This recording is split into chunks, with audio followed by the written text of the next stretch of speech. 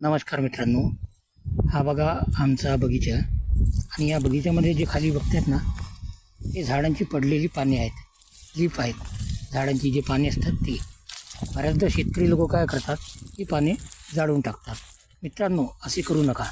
या झाडापासून तुम्ही खूप चांगल्या प्रकारे कंपोस्ट करू शकता किंवा लीफ मोल्डसुद्धा करू शकता. आता ज्या मल्टीनॅशनल कंपनीज आहेत, ज्या प्लांट सप्लाय करतात फॉरेनला, अशा कंपनी कोकोपीट आणि लीफ मोल्ड याचा वापर करून त्यांचे प्लांट्स हे बाहेर प्रोव्हाइड करतात.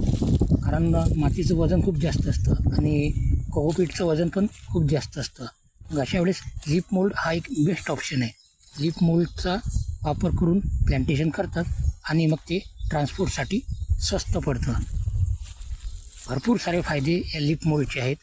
तुम्ही खत म्हणून पण वापरू शकता, एक मीडिया म्हणून पण वापरू शकता आणि ट्रान्सपोर्टसाठी खूप इझी आहे. थँक्यू.